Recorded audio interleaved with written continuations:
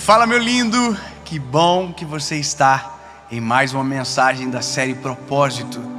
O tema dessa mensagem é extremamente importante. Assista do início ao fim, não perca nada.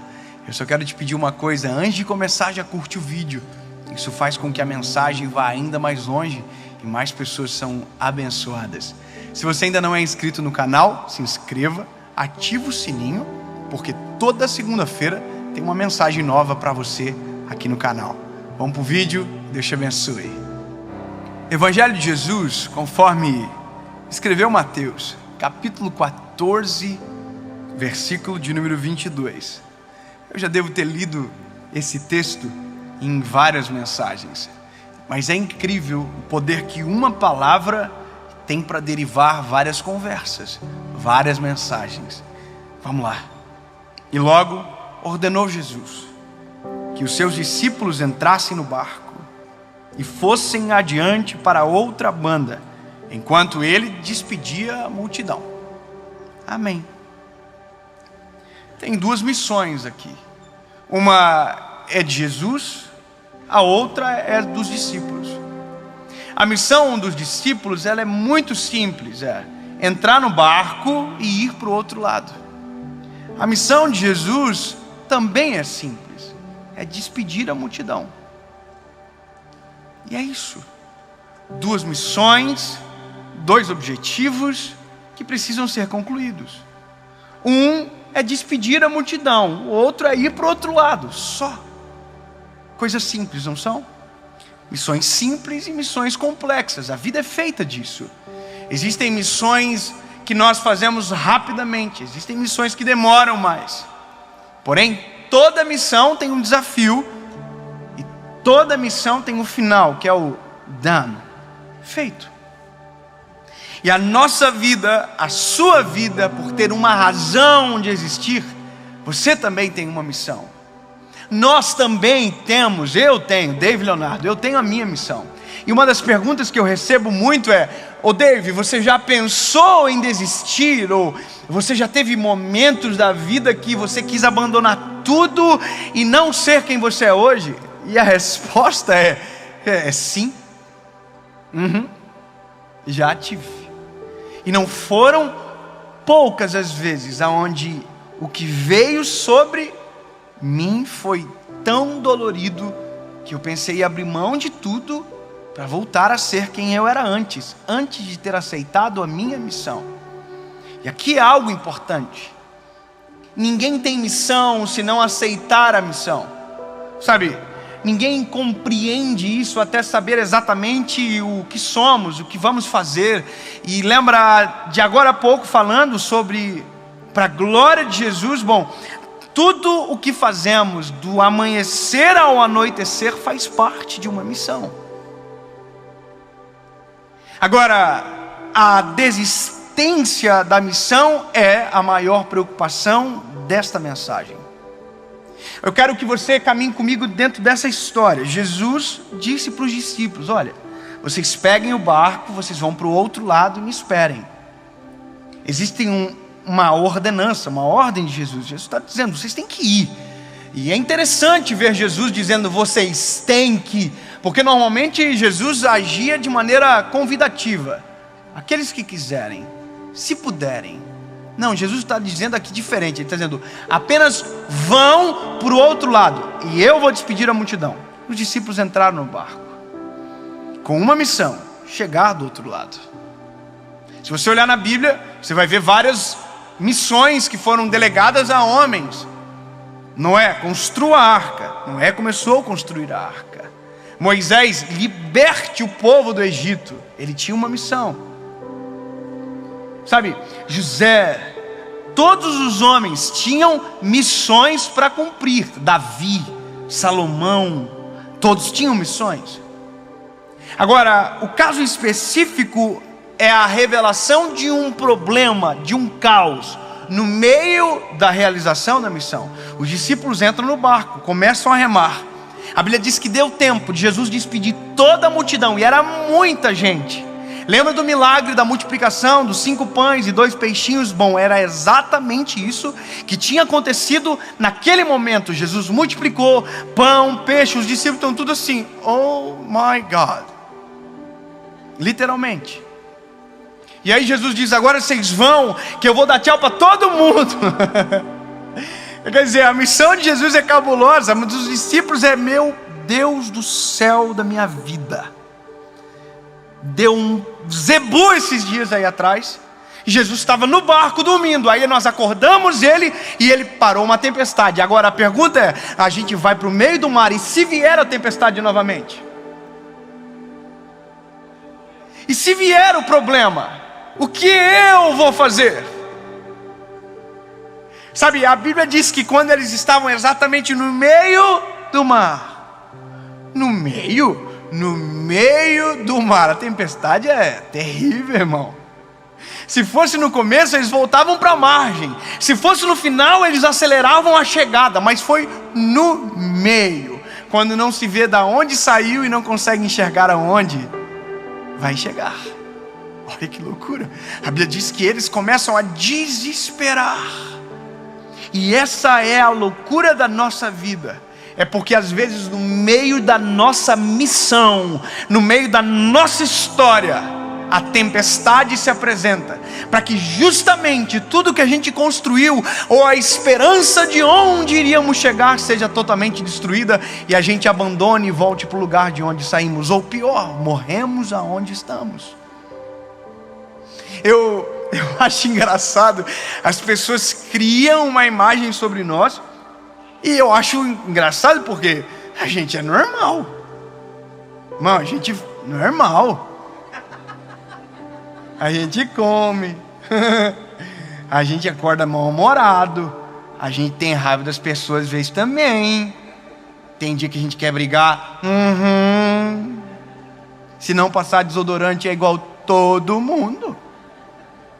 Todo mundo é assim. Só que tem gente que, porque vê a gente agora, diz: nossa, vida é perfeita. Se eu te contar metade da missa, você desiste da paróquia. Essa é a questão. Nós nunca saberemos o nome daqueles que desistem. Nós nunca lembraremos de alguém que não conhecemos. Quem foi que inventou a luz?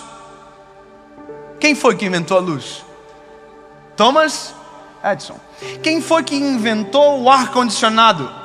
Essa é mais difícil. Carrier. Quem foi que inventou o telefone? Alexandre Graham Bell. Sabe por que nós sabemos o nome deles? Porque eles não desistiram da missão que tinham. Agora, você conhece um homem chamado Gilberto Barros de Câmara Filho Leopoldino? Quem conhece? É porque ele desistiu, provavelmente.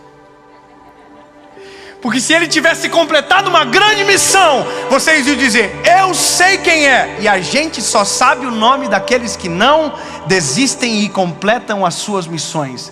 Dos demais, nem cócega na história fazem.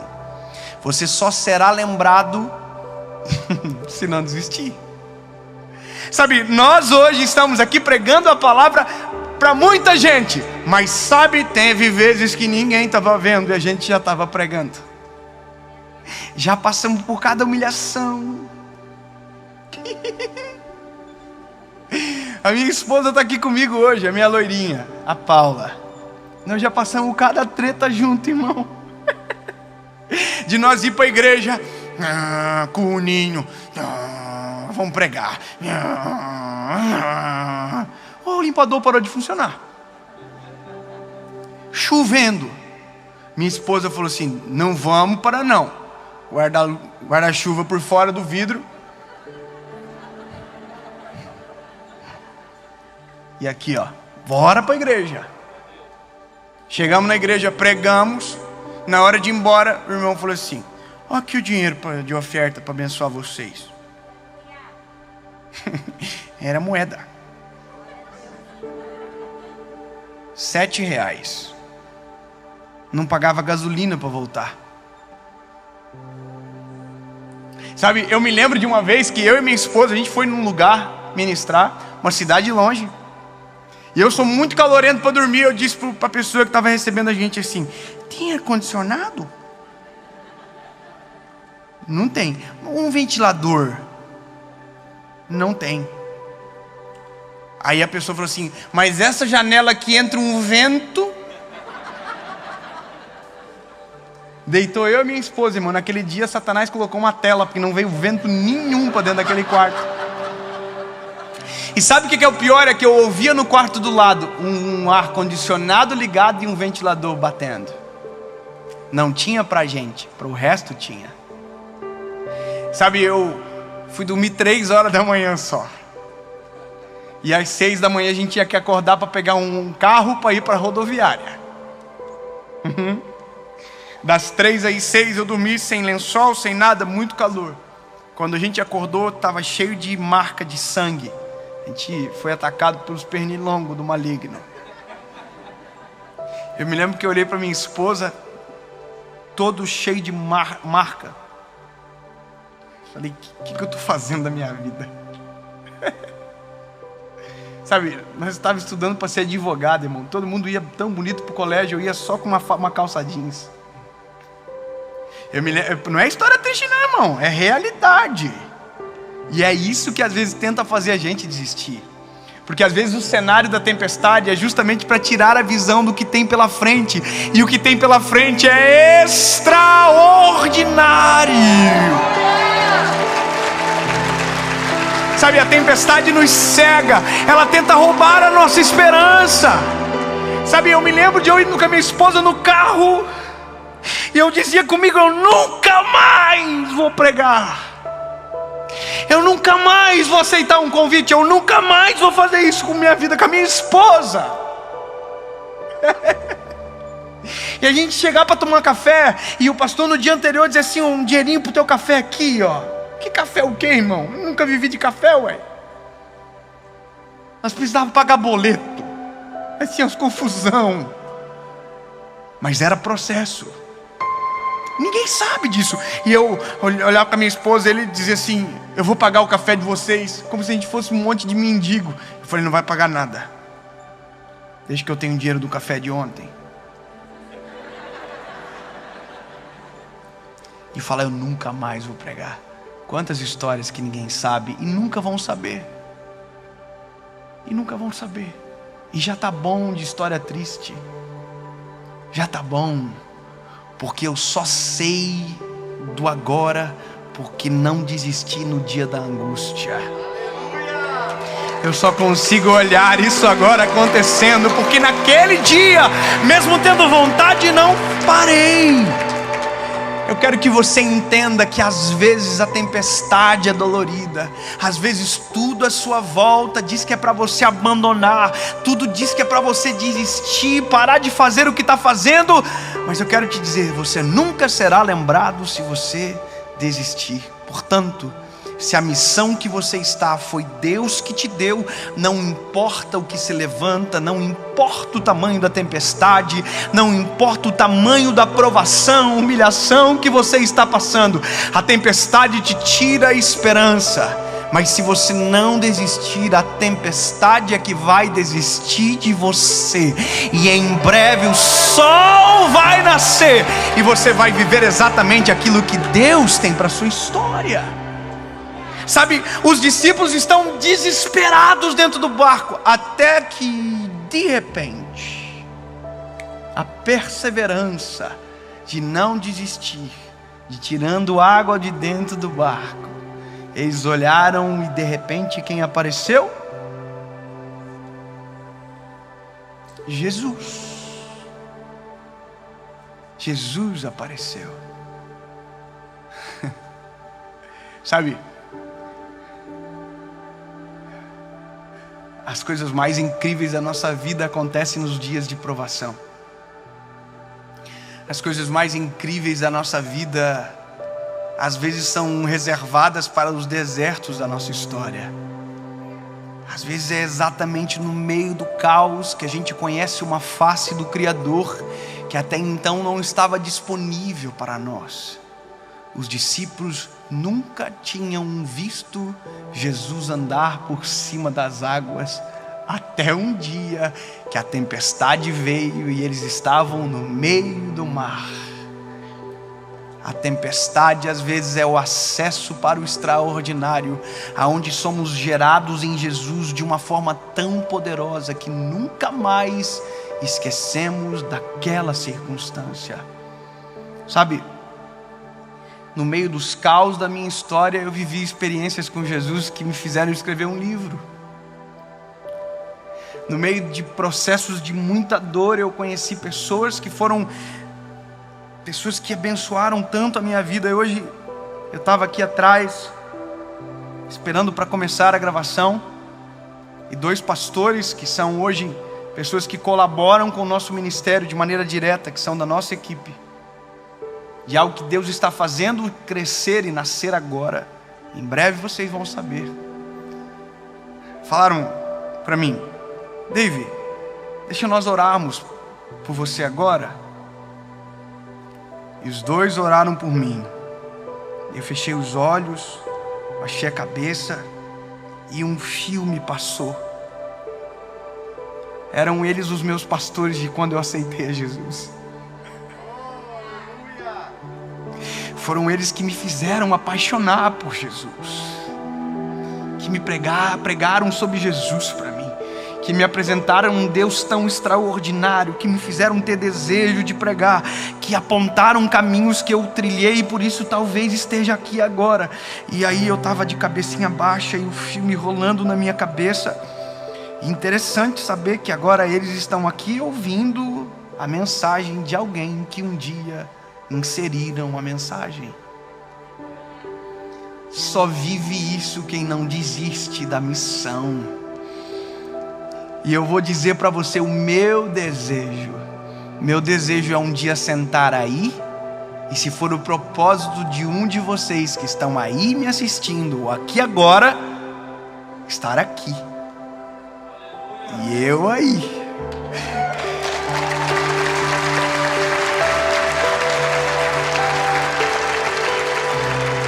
Já pensou um dia o meu filho chegar em casa e dizer: pai, eu ouvi uma mensagem de Deus tão extraordinária, e tinha um rapaz que pregava, uma menina que estava pregando, que unção de Deus. E no final da mensagem ela contou uma história, que aceitou a Jesus em um dia, em um vídeo da internet.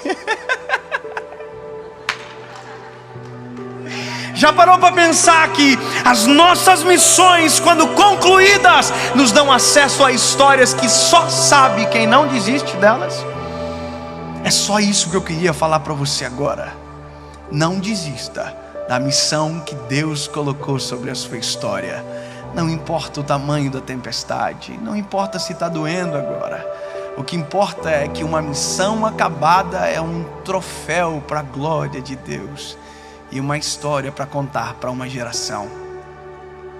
Se você perseverar no meio da tempestade, os teus olhos verão o Deus que acalma todo o vento e toda a tempestade vindo ao seu favor. E é nesse dia que você entende que se você não desiste da missão, Deus faz que você chegue exatamente aonde Ele mandou você chegar. A Bíblia diz que Jesus olhou para os discípulos. Vou cortar a parte do Pedro andando sobre as águas. Entrou dentro do barco e disse: acalma-te, vento. Acalma-te, mar. E sabe o que aconteceu?